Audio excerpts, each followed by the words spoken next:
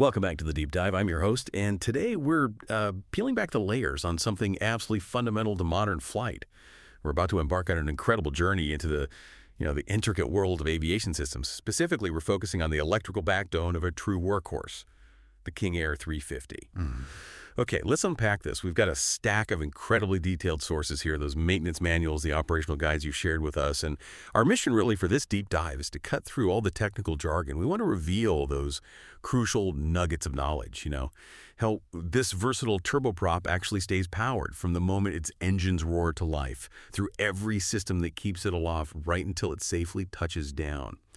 Think of it as a demystification, really, showing you what truly keeps its vital systems humming along and why that matters so much. Absolutely. And what's fascinating here, especially for an aircraft like the King Air 350, which is known for its sophistication and reliability, is that its electrical system is, well, it's far more than just wires and circuits.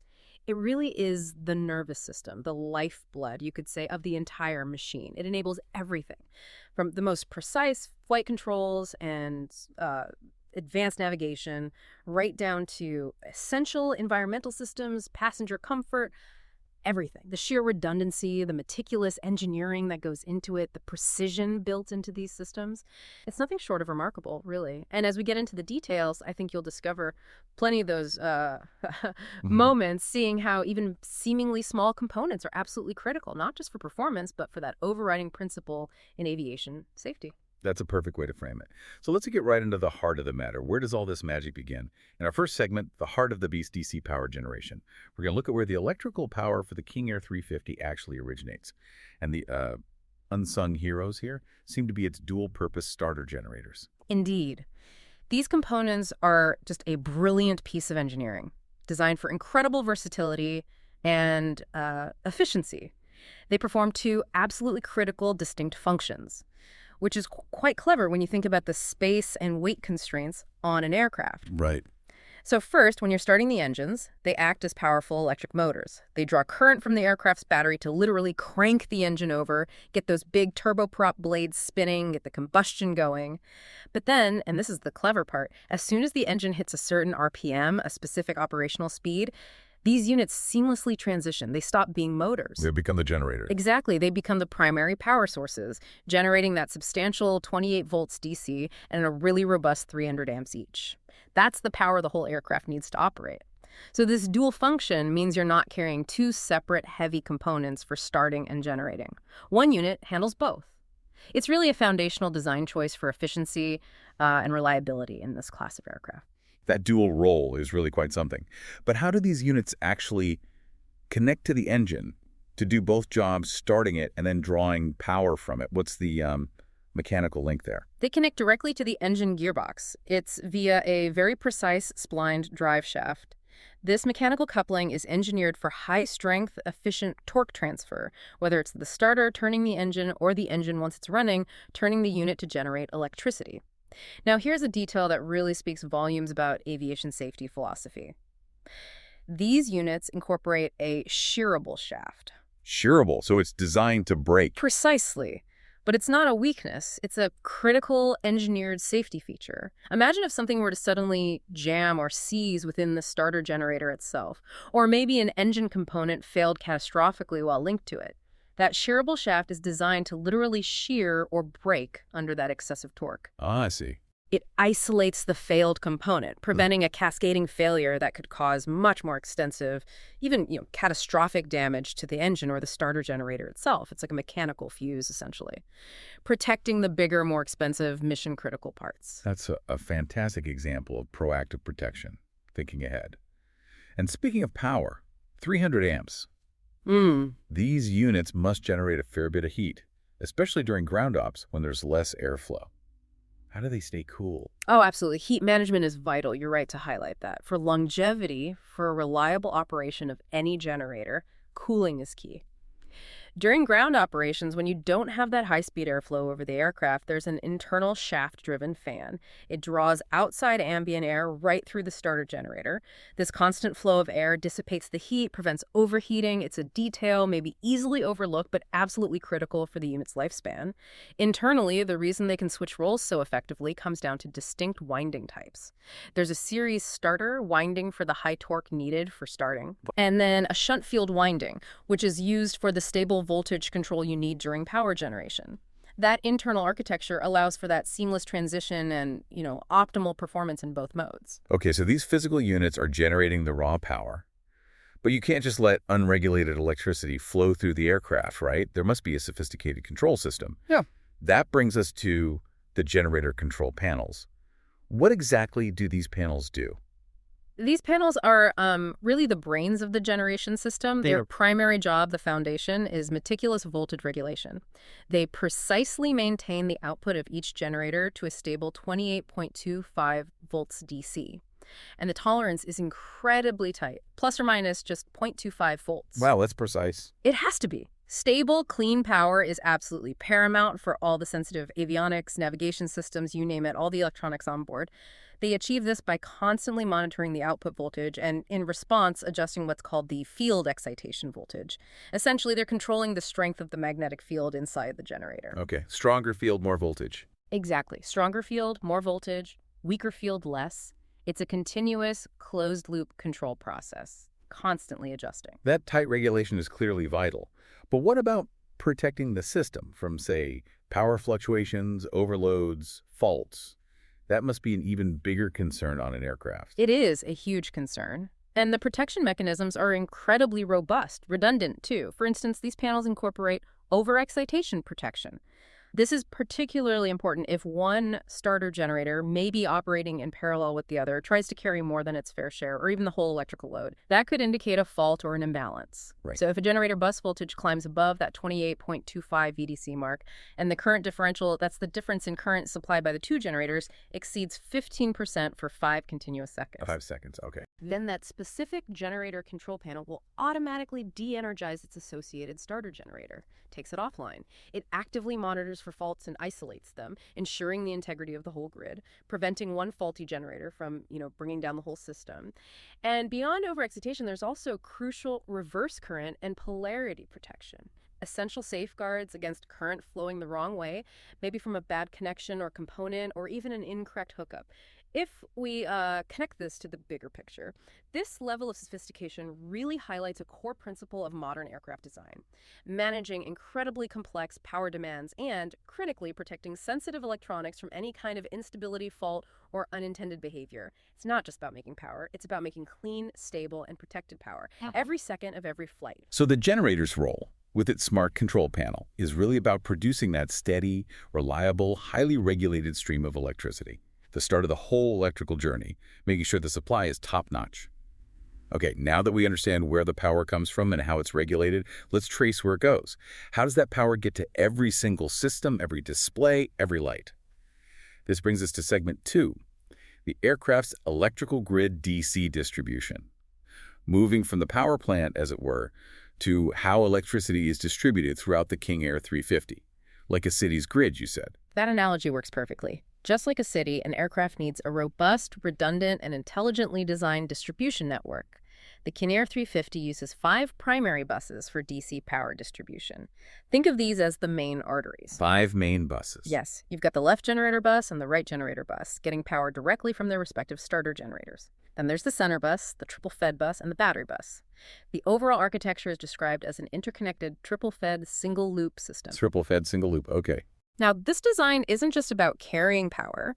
It's fundamentally engineered for maximum redundancy and resilience. What that means for you as the pilot is that if one path or power source fails, there are always multiple alternate ways for power to reach critical systems. It drastically reduces the chance of a widespread electrical failure. It's a core safety principle built right in. That multi-bus, single-loop system sounds incredibly robust. But these buses, they aren't just bare wires, surely. They must be protected against faults or overloads. Oh, absolutely. They're heavily protected. These protections are crucial for isolating faults, maintaining system integrity. For example, the center bus, which is a major distribution point, is protected from ground faults by two 250 amp current limiters. 250 amps. Yes, essentially very fast-acting fuses. They protect the bus from excessive current draw if there's a short circuit somewhere downstream. The triple-fed bus feeders, which get power from both generator buses and the battery. Right, the triple feed. Exactly. Those are protected by 60 amp current limiters. These specific amperage ratings are chosen precisely to protect the wiring and the components, letting them carry normal loads but quickly isolating an overload. Now, what's also crucial, and it's a subtle but vital detail showing the system's sophistication, is the presence of diodes on the triple-fed bus. Diodes, like one-way valves for electricity. Precisely. Their function here is to prevent current from flowing back from the triple-fed bus towards either the generator buses or the main battery. This ensures absolute system isolation. It prevents unintended power drains or potentially dangerous feedback loops, maintaining the integrity of each power source and each bus. That level of detail stopping current going the wrong way really speaks to the complexity and the safety-first design. Now, how do pilots actually manage this, control this distribution system? We hear about bus tie switches, system checks. That's exactly where the generator bus tie and bus sense switches come into play. These switches give pilots critical control and diagnostic functions over the electrical grid. Lets them configure or test the system. Let's look at the genetize switch first. It has 3 positions: open, norm, and man close. Okay. When it's in the open position, both the left and right bus tie relays open. This effectively isolates the generator buses from the center bus. This is a vital step in troubleshooting an electrical fault. Maybe if you suspect a short on one side or during specific emergency procedures where you need that isolation to prevent further damage or manage power. Makes sense. And norm. That sounds like the everyday setting. It is. Norm, or normal, is the default operational mode.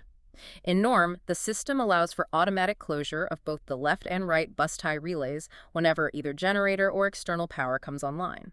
This ensures seamless power integration across the buses so the aircraft systems are continuously powered. Conversely, and this is a critical detail for battery management if the main battery is the only power source online. Like in a double generator failure. Exactly. If the battery is the only thing powering the aircraft, both generator bus ties will automatically open when the switch is in norm. This isolates the generator bus loads from the battery, preserving that precious battery life for only the most essential systems connected to the triple-fed and battery buses. It's a smart power management feature to extend critical emergency power. So norm is all about automatic, smart power routing. What about that man-close position? Sounds like a manual override, and those always come with warnings. They certainly do. Man close allows a momentary selection to manually close both generator bus ties. This lets the battery power the generator buses even when it's the sole power source. Now, while this could be used in a very specific dire emergency maybe to power something essential for a short burst that isn't normally on the battery bus, the pilot's manual is very clear. It gives a stern warning. Using man close during battery-only operation will severely limit battery duration. It's a critical operational constraint you have to be aware of. It's a last resort option, definitely not routine. It highlights that delicate balance between emergency capability and resource depletion. The implication for pilot decision-making is huge, knowing exactly when and for how long to use such a feature. Okay, so that's control and configuration. How do the crew actually test the system, make sure all those fault protections are working? For diagnostics, you have the bus sense switch. It has test and reset positions. This is a clever diagnostic tool. When you activate it, it simulates an overcurrent condition. It applies voltage to all 3 current sensors simultaneously, the left gen, right gen, and battery sensors. And the reaction times here are remarkable. The battery current sensor reacts in just 0.1 seconds. A tenth of a second. And the generator current sensors, even faster, 0.01 seconds. This incredibly rapid response capability underlines the system's ability to identify and isolate potential faults almost instantaneously. Paramount for safety. Because it reacts so quickly, you only need a momentary tap of the test switch during pre-flight checks. That's all it takes. And after any test or an actual overcurrent event did cause the bus tie relays to open, the switch must be moved to reset. That rearms the system, allows the bus ties to operate normally again. It's a critical step in the pre-flight. It's clear the crew needs to keep a very close eye on the health of this whole grid. With all these buses, how do they actually monitor the voltage across this complex network? For that, they use the voltmeter bus select switch. It's prominently located on the overhead control panel. This switch lets the crew manually select and monitor the voltage of each primary bus, left gen, right gen, center, triple fed, and battery. It provides vital diagnostic info at a glance. Lets pilots quickly assess the electrical health of specific parts of the system, identify any discrepancies, potential issues across the network. It's a crucial tool for real-time situational awareness and troubleshooting. For instance, if one generator bus showed significantly lower voltage than the other, that could point to a generator issue, prompting the crew to, pull out the appropriate checklist. So from the powerful generators to the intricate distribution grid and the smart ways pilots monitor and control it, it's a meticulously designed system. Really shows the depth of thought that goes into keeping the King Air 350 reliably powered. While those generators are the primary muscle, no system this critical is complete without backups and external options. This is where we get into segment 3, essential backup and external lifelines, really emphasizing that layered redundancy, that hallmark of aviation safety. Precisely. Redundancy is just a core design philosophy in aviation. It recognizes that component failures can happen, they do happen. The King Air 350's electrical system really exemplifies this, starting with its aircraft batteries. You don't just have one, you have strategic backups. Let's talk about the main aircraft battery first. Yeah. Beyond just starting the engines, what's its role? The main battery is, of course, the initial power source for engine starts. Remember, those starter generators need power to become generators, so it kicks off the whole power generation cycle. But beyond that, the main battery is also a crucial emergency power source. In the extremely rare event of a, say, total generator failure in flight, it becomes the last line of defense. It provides power to essential flight instruments, communication radios, other critical systems, buys precious time for the crew to troubleshoot, maybe try to restart a generator, or plan for a diversion and a safe landing. During pre-flight, a key check of this system is vital. When the battery switch is turned on, you need to verify the triple-fed bus shows a minimum of 22 volts. 22 volts minimum. And the center bus, a minimum of 23 volts. These readings confirm the battery's health, its charge state, its readiness. A reading below those thresholds. That indicates a potential issue, grounds the flight until it's fixed. And then there's a second battery, specifically for the electronic standby instrument system. That sounds like another very specific layer of backup for vital flight data. That's right. A prime example of targeted redundancy for critical systems. The ESA standby battery is a dedicated, completely separate power source just for the electronic standby instrument system, or ESIS. This system, which we'll talk about more next, provides crucial flight data attitude, altitude, airspeed essential for basic flight control, totally independent of the main aircraft electrical system. So if the main system goes down, you still have basic instruments. Exactly. When the ESA system is operating on its standby battery, an amber light illuminates on the instrument panel, clearly indicates this power source change to the crew. Now, this is an important indicator, but it comes with a critical caveat pilots must remember. When that amber light is on, the standby battery is not being recharged by the airplane system in this mode. Ah, okay, so it's running down. It is. While it's providing essential power, it's also slowly depleting. The crew needs to be acutely aware of that limited duration, plan their actions accordingly. There's also a pre-flight test for the ESIS battery. A green light during the ESIS battery test signifies a successful test, confirms its readiness. That distinction about the ESIS battery not recharging is a really important operational detail. It shifts it from just a backup to a temporary solution with a ticking clock, doesn't it? It does. Very important distinction. Beyond the internal batteries, there's also the option for connecting an external power source, right? A GPU. Absolutely. External power is standard, frequently used. Allows ground crew to connect a ground power unit, or GPU, to the aircraft. Its primary use is during pre-flight checks, maintenance, and crucially, for engine starts. This prevents depleting the aircraft's own main battery, saving its capacity for flight, or if you need an internal battery start without ground power. It's an operational efficiency measure. During the cockpit pre-flight, you'd typically expect to see 0 volts on the external power indication if it's not plugged in. The generator buses will also show 0 volts before engine start, but the battery and center buses will show power from the main battery. The external power receptacle itself is designed smartly too. It automatically sheds non-essential loads when engaged, ensuring essential systems get priority. So it's clear the design philosophy is all about layering redundancy upon redundancy. Not just one backup, but multiple distinct layers ensuring essential systems stay powered. providing that ultimate confidence, even facing unexpected electrical issues. Now, let's turn our attention to the sophisticated brain of the King Air 350. Many of its advanced systems, the avionics, are completely dependent on that robust electrical system we've discussed. These are the systems telling pilots where they are, what's around them, how to navigate safely. Here's where it gets really interesting as we explore how electricity empowers the aircraft's senses and voice in Segment 4, electrically powered avionics. Indeed. These systems are the eyes, ears, often the guiding voice of the aircraft, interpreting vast amounts of data to keep the flight safe, efficient. We'll start with the Electronic Standby Instrument System, ESIS, a perfect example of vital electrical dependency and redundancy. The ESIS, that's the L3 communications model GH3100 we mentioned. What does it show exactly? And why is it so critical it has its own power source? That's the one, the GH3100. It's a high-resolution, full-color active matrix LCD, usually centrally located on the instrument panel, between the pilot's and co-pilot's primary displays. Its criticality lies in its independence. It provides essential flight info, attitude, altitude, airspeed, heading, barometric pressure, even basic NAV1 data completely separate from the main avionics suite. It's a lifesaver if the primary flight displays or the main electrical system powering them should go dark. As we said, it gets power from that dedicated standby battery, protected by a 3-amp ESIS DISP circuit breaker. That separation ensures pilots still have essential instruments for controlled flight in an emergency. Makes sense.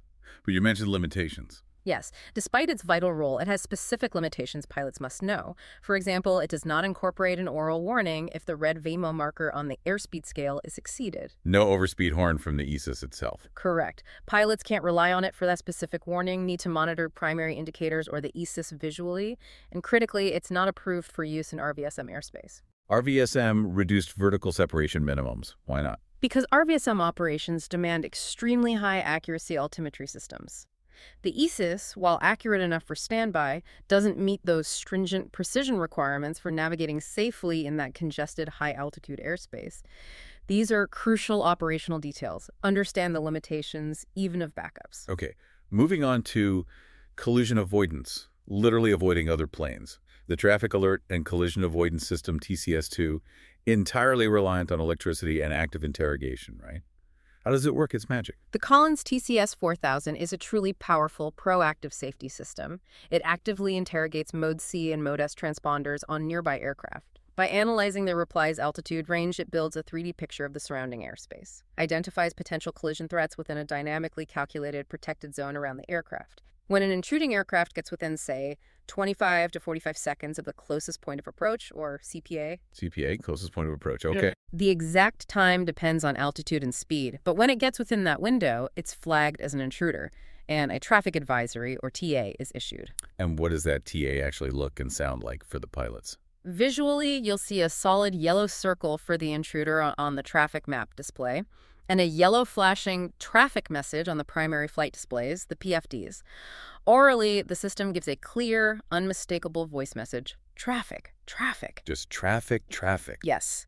The primary purpose of a TA is really to prepare pilots for a possible evasive maneuver and, crucially, to help them visually acquire the intruding aircraft. It's basically a heads up. If that intruder then gets even closer, entering a more immediate threat zone, typically within 20 to 35 seconds of CPA, the system escalates. It issues a resolution advisory, or RA. An RA. Sounds like that demands immediate action. What guidance does it give? An RA is absolutely a direct command for action. It provides recommended vertical maneuvers, climb, descend, or maybe maintain your current vertical speed. It uses modified instantaneous vertical speed indicators, the IVSIs on the PFDs. They show green and red arcs to guide the pilot on what vertical speed to attain or avoid. The visual cues on the VSI. Exactly. And these are accompanied by explicit voice messages like climb, climb, or descend, descend. The visuals intensify too. A solid red square now on the traffic map, and a red flashing traffic message on the PFDs. Now, what's even more sophisticated and frankly quite amazing is the coordination. If the intruding aircraft also has TCAS2. If they both have it. The systems actually coordinate avoidance maneuvers between themselves. They digitally negotiate to ensure both aircraft get complementary instructions. One's told to climb, the other to descend, for instance. reduces pilot workload, minimizes human error, optimizes the separation. It's incredible technology. The TCS-2 system itself is powered by the left generator avionics bus, protected by a 5-amp TCS breaker on the right panel.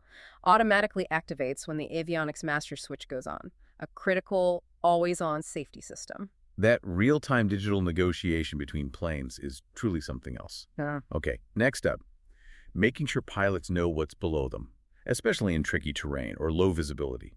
The Enhanced Ground Proximity Warning System, EGPWS. EGPWS, another absolutely essential safety system, provides proactive oral and visual warnings if the aircraft's projected flight path risks hitting terrain. It's incredibly integrated. Relies on a constant stream of data from a whole array of sensors: the air data computer for altitude and airspeed, the radio altimeter for height above ground, compass for heading, GPS for precise position. A lot of inputs. Oh yes. Flap and gear switches to know the configuration, attitude information for pitch and roll, even glide slope deviation data.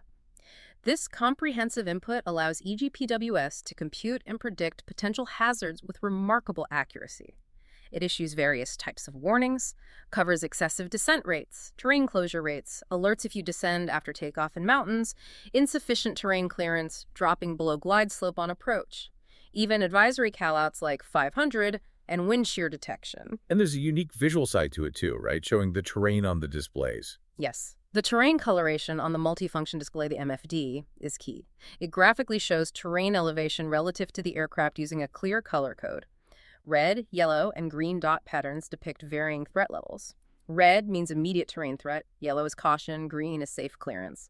Magenta means terrain data is unavailable in that area, which is also important to know. Right, and pilots have some control over it, inhibiting warnings. Yes, there are specific controls. The GS-Inhib switch inhibits the glide slope alert below 2,000 feet AGL, practical for certain approaches where you might get nuisance warnings otherwise. There's also Terror Inhib, which deselects all the closest point of approach functions. Might be used in very specific situations, like operating near an airport not in the TALS database, or if the FMS position accuracy is degraded, like in dead reckoning mode. EGPWS is powered from the right generator avionics bus, protected by a 3-amp TAWS breaker on the co-pilot's right panel, underscoring its essential nature. Okay, moving from real-time warnings to capturing the whole flight's data for later analysis. The Flight Data Recorder, FDR. The FDR plays an absolutely critical role, usually post-flight, in aviation safety. It automatically records the last 25 hours of flight data, converts countless analog inputs from various sensors into digital information. 25 hours worth. Yes. And the parameters it records are incredibly extensive, very detailed.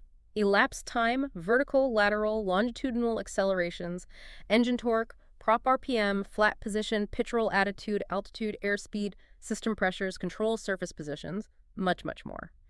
This depth of monitoring is invaluable for accident investigation, obviously, allowing experts to reconstruct the flight, but also for routine flight analysis where operators can review performance, identify trends. There's a recorder fault light on the instrument panel. This light should go out about 5 seconds after you first power up the system. If it reilluminates after that, it signals a problem with the recorder itself. It might not be capturing data, needs immediate attention. The important aspect here is its completely automatic operation. Simplifies crew workload. Pilots don't have to manually start or stop it. There aren't really any direct controls other than optional buttons to mark specific events of interest in the recording. Right. Just briefly touching on a few other electrically related: avionics, EFI telecat, FMS, HF radio, all critical for navigation and comms, all dependent on the electrical system. Precisely. The EFIS electronic flight instrument system, that's your primary flight displays, multifunction displays, requires specific electrical management. For example, pilots are told to turn its power off during pre-flight checks, ensures proper system initialization, prevents potential errors from a hot start. The Flight Management System, FMS, another linchpin, relies heavily on electrical power for its complex calculations, navigation, flight planning, fuel management. It constantly filters primary position data from various sensors, GPS, INS, DME, to compute a highly accurate best computed position, or BCP. It'll alert the crew if it enters dead reckoning DR mode due to sensor loss. That indicates degraded positional accuracy, requires increased pilot vigilance. In the HF radio, long-range comms. Yes, the HF 9000 high-frequency radio provides long-range communication, vital over oceans. It also has intricate electrical interfaces, various tuning modes, frequency, emergency, maritime, preset channels, selectable transmission power levels, LOMED, HI to optimize range, minimize interference, and a test mode for checks. Now here's a fascinating, sort of counterintuitive electrical interaction. HF transmissions can actually interfere with ADF signal reception. The automatic direction finder. How? It can cause the ADF receiver to basically freeze its existing bearing indication whenever the HF transmitter is keyed. Just locks it in place. It's a reminder of how interconnected and sensitive these electrical and electronic systems are, how one can unintentionally impact another. Necessitates specific operational procedures to manage these kinds of interactions. That HF-ABF interaction is a great example of those hidden complexities. It's truly a testament to the King Air 350's sophistication. All these incredible avionics running on that robust electrical backbone, allowing it to navigate and communicate effectively, really anywhere in the world. Beyond the cockpit displays and the avionics computing power, the electrical system drives many physical aspects of flight, often unseen but absolutely essential for safety and performance. This brings us to Segment 5, Electrically Driven Essentials for Flight Safety and Performance. Let's start with something critical for bad weather ops: ice protection systems. Ice protection is indeed a prime example of just how pervasive electrical reliance is. Take the windshield heat system. Vital for forward visibility and icing, prevents ice or fog forming on the panels. However, there's a specific operational warning. Erratic operation of the magnetic compass will occur while windshield heat is being used. Electrical interference again. Exactly. A perfect, subtle illustration of how different electrical systems generate electromagnetic fields that can influence each other. For pilots, it means knowing their magnetic compass might not be entirely reliable while windshield heat is on. Need to cross-reference with other heading sources. A classic electrical interaction with operational consequences. And clearing the windshield when it's wet or dirty, wipers and washer must be electrical too. They are, and with some clever design. The King Air 350 has dual windshield wipers, pilot and co-pilot sides, both driven by a single electric motor, offers slow, fast, and park positions. Crew can adjust speed as needed. The whole system's protected by a dedicated WSHLD wiper 10 amps, circuit breaker, right panel. The windshield washer system is interesting. Electrically activated by a push button, yes, but it cleverly uses engine bleed air pressure to force washer fluid onto the windshield. And after the wash cycle, a time delay relay purges the lines with air, prevents residual fluid freezing in the lines at altitude. A thoughtful design to avoid ice issues within the system itself. Then there's propeller de-ice, crucial for engine performance, preventing imbalances in icing. Absolutely. Prop de-ice uses electrical heating elements embedded in the leading edges of the prop blades. They heat up to shed ice. A critical operational warning here is prolonged operation of the de-ice boots when the propellers are static may result in severe damage. Don't run them on the ground without the prop spinning. Exactly. The concentrated heat on a stationary blade can cause localized overheating, damage the leading edge or the boot material, so props must be rotating when de-ice is active. Pilots monitor its health with a prop ammeter green arc on the panel. Normal operation is between 26 and 32 amps. Confirms current is flowing, elements are active, systems working. And the wing and tail surfaces, are they electric too or different? For the main flight surfaces, it's primarily pneumatic de-ice boots, but their operation is still heavily electrically controlled. 6 boots total. 1 on each outer wing, 1 on each central wing section, 2 on the horizontal stab. An electrically controlled selector switch on the overhead panel allows either an automatic single-cycle boots inflated deflate in a timed sequence or manual operation. The system involves an electrically controlled distributor valve and a timer relay to manage that sequence. Wing dice and tail dice annunciators light up on the pilot's panel specifically during the inflation cycle. Visual confirmation the system's active. Okay, what about the brakes? Can they ice up? They can, especially the components. Brake dice uses hot bleed air from the engines, but the flow of that bleed air is precisely managed by an electrically controlled solenoid-operated shut-off valve. This valve opens or closes based on electrical commands from the cockpit, regulates the heat to prevent ice buildup on brake components. And there's a specific, highly detailed maintenance requirement here too. FlexFab, gray color, and the Bemco, red color hoses must not be mixed on any one airplane. Different hose types for the bleed air. Yes. Ensuring the correct type is used with the electrically controlled valves is critical for system integrity, safety. Shows the precision needed. And for the engines themselves. Anti-ice for the air intakes. The engine anti-ice system uses an inertial separator. prevents ice ingestion into the engine. This system is controlled by an electrically operated linear actuator. It's robust, has both primary and secondary electric motors actuated by an electric switch in the cockpit. When activated, the actuator moves a vane or door, diverting incoming air to separate ice particles before they enter and potentially damage the engine. Keeps the intake clear, paramount for engine health, performance, safe flight. Okay, shifting from weather protection to immediate aircraft control. Let's look at electrically operated flight controls. These are the systems pilots use to fly, change direction, adjust attitude. Electricity often plays a crucial assisting role here. That's right. While the primary flight controls ailerons, elevators, rudders are manually operated with mechanical linkages for that tactile feedback and direct control. Electricity significantly augments and assists them, enhances performance, reduces pilot workload. For example, the flaps are entirely electrically operated. Use a dedicated flat motor gearbox. Okay. This motor drives the flap surfaces, extending them for takeoff and landing to increase lift and drag. Flap position is clearly displayed. The system even monitors indicated stall speed, the ISS LSC value. That value changes with flap position at specific rates. 1.5 knots per second extending, 3.5 knots per second retracting, gives pilots precise feedback on how flap changes affect the aerodynamics. And trim, fine-tuning control forces, that's usually electric, isn't it?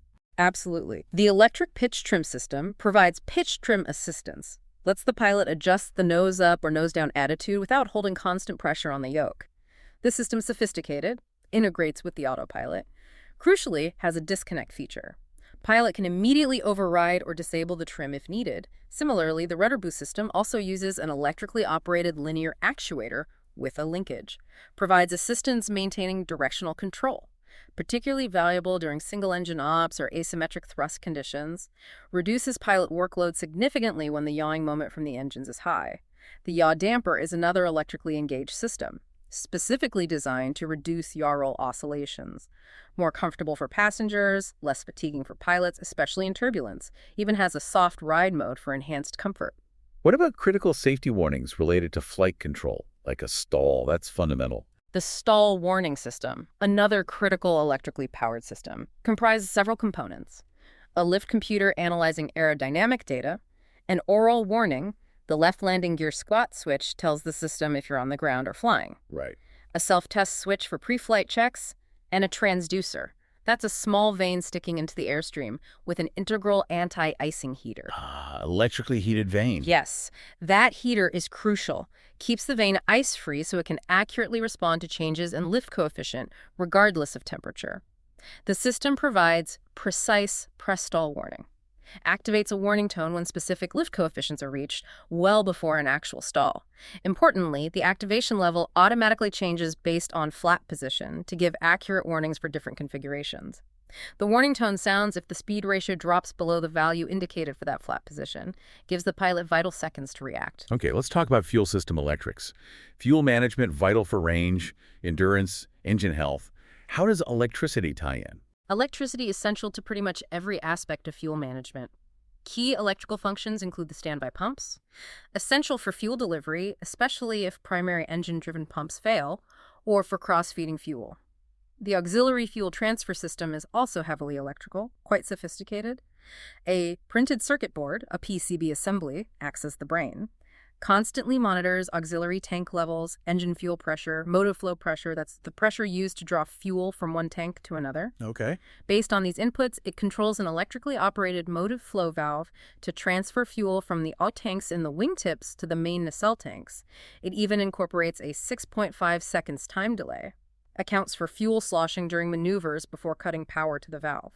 Prevents premature disengagement from transient readings. Sorry. If a transfer fails, the L or RNO fuel XFR annunciator lights up, alerts the crew. The fuel crossfeed system, too, used to supply fuel from one side to the opposite engine in an engine-out scenario, is electrically controlled, has a fuel crossfeed annunciator. And finally, a system demanding absolute reliability. The landing gear. Sounds like a complex electro-hydraulic setup. It is complex, robust. The electrically controlled landing gear is a marvel of integrated systems for safety and reliability. Its power pack consists of a combined electric motor and hydraulic pump. This powerful electric motor drives the hydraulic pump that extends and retracts the gear, operates nose wheel steering. A key safety feature, Prime example of electrical protection is a time delay PCB. It interrupts power from the main power relay if the pump motor runs for more than 14 seconds continuously. Prevents motor burnout. Exactly. Protects it if there's an obstruction or hydraulic issue preventing the gear cycling normally. Another clever electrical component, the downlock solenoid, an electrically actuated mechanism. Physically prevents the gear handle being raised when the aircraft is safely on the ground. Vital safety airlock against accidental retraction. Definitely need that. And, of course, gear status is communicated through electrically powered indicators. The landing gear handle light illuminates during retraction or extension.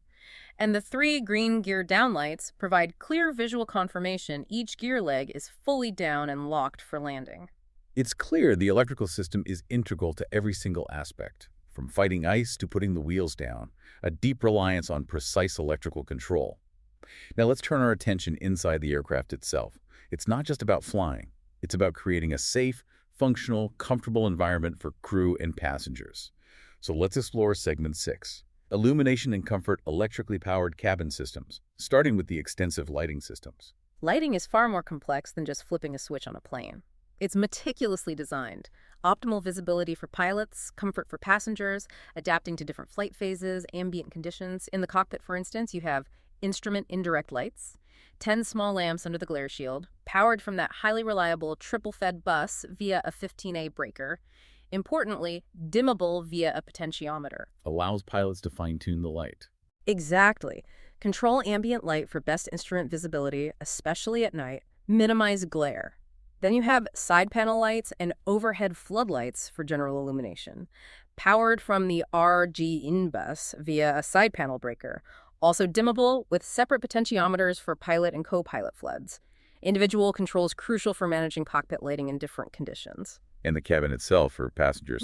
What kind of lighting flexibility and safety features are there? Cabin lighting is equally sophisticated. Balances aesthetics, practicality, safety. Aft compartment lights and exit signs are powered from the LGEN bus via the No SMK FSB and baggage breaker. Ensures these vital indicators and areas are always lit. The cabin indirect lights offer flexible control, bright dim-off options, even a subtle touch switch for intensity adjustment, usually in the center headliner. Lets passengers or crew set the mood or brightness. Crucially, emergency exit lights have a dual power source, operate normally from the aircraft's main electrical system, but also have internal independent battery power. Backup power for the exit lights. Yes. Controllable via an on-test-off reset switch.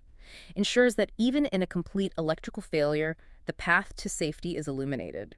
The entry light is especially thoughtfully designed, fed through both the triple-fed bus and the hot battery bus.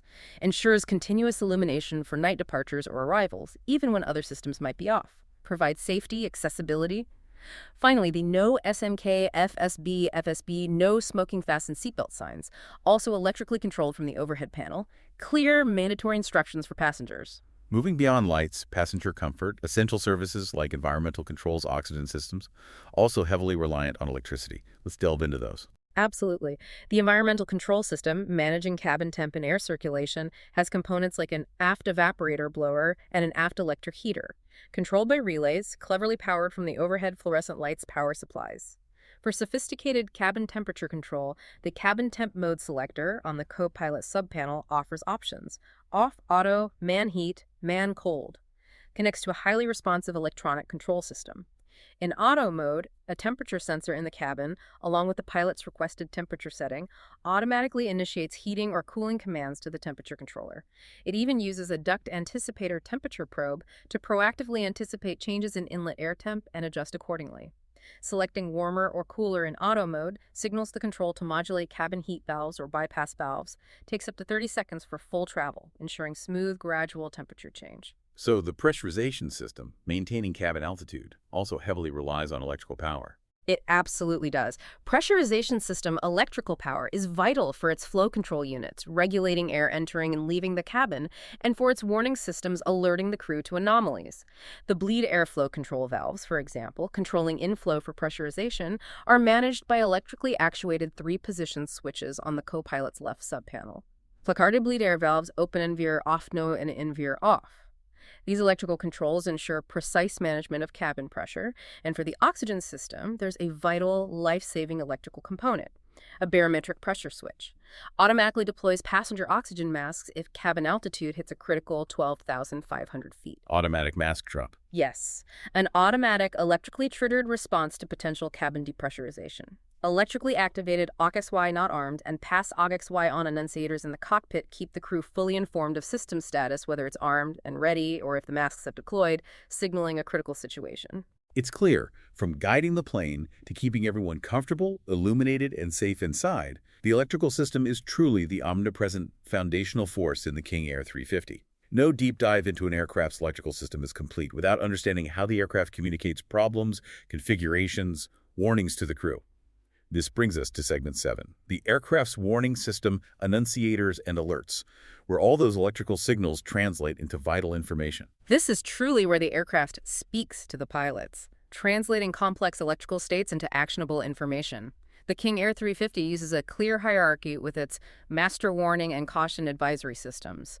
Master warning lights are red, indicate immediate critical situations needing urgent action, engine fire, major system failure. Master caution lights are amber, signal less critical but still important issues, need attention but not necessarily immediate emergency action. Red for warning, amber for caution. Exactly. Both master warning and master caution lights will flash until the crew acknowledges and resets them, ensures they grab attention. Advisory and status enunciators, on the other hand, illuminate steadily, no flashing master light. Indicate system status or a less urgent issue, don't demand immediate crew intervention. A smart detail for ergonomics, reducing pilot workload, especially at night. The enunciator panel's dim control is automatically controlled through the ambient light sensor circuit, adapts brightness to surrounding light. Let's get into some specific examples. Show how these enunciators provide crucial operational insight via their electrical links. What about low oil pressure? LR oil press low, a critical one, illuminates when oil pressure in either engine drops below about 40 psi. Unsafe operating condition immediately triggers a master warning. The system activates when the pressure switch closes at a decreasing pressure of 40 plus or minus 2 psi. Sends an electrical signal, lights the light, alerts the crew. Another critical one, LR bleed fail, indicates excessive heat, often from a ruptured or leaking bleed airline. What's particularly insightful here is that it will not extinguish when the bleed air valve is turned off in the cockpit. Even if you shut off the bleed air. Right. You might expect it to go out, but it doesn't. Because the underlying issues, the likely melted pressurized plastic tubing causing the heat, is still present, signifies damage, highlights the diagnostic nature. It's not just telling you about a condition, but often about the root cause or persistent damage, forces the crew to understand the full implications beyond just flipping a switch. So it's not just a light. It gives deeper understanding of the failure state. What other crucial info do these enunciators convey? You have auto AR off. Illuminates if the auto feather system isn't armed with the gear extended. Critical reminder to configure correctly for takeoff climb. Ensures engines automatically feather if one fails, reducing drag. Fuel crossfeed illuminates when the electrically controlled crossfeed valve is open, fuel actively transferring from one side to the opposite engine. Indicates an intended fuel management operation. For ice protection, wing dice, tail dice enunciators light up when the surface DS system is active, pneumatic boots inflating. Confirms proper operation during their cycle. And something fundamental like a door not being latched could be catastrophic. The door unlocked enunciator, part of the air stair door circuitry check, electrically linked to microswitches sensing the door's precise position, designed to show if the door is open, closed but not latched, or fully closed and locked. The light cycles, illuminated, open, extinguished, closed, not latched, illuminated again, closed and locked as you close the door. Clear visual feedback on door security, vital pre-flight check. There's also NLG taxi light. Illuminates when the nose landing gear is retracted and either the landing or taxi light switch is on. Helpful reminder to prevent accidentally turning on those powerful lights with the gear up. Could cause damage, overheating. Any other critical warning systems purely electrical in function? Yes, the speed warning system. Excellent example of a redundant safety layer. It's a dynamic pressure sensing device. Provides an oral cockpit warning a distinct horn if VMA limits are exceeded. This system is entirely independent of the PFD or MFD airspeed displays, means it still functions even if those displays fail. Vital independent safety mechanism against overspeed. We also have critical autopilot and trim system failure indications. AP trim fail, AP fail, pitch trim off.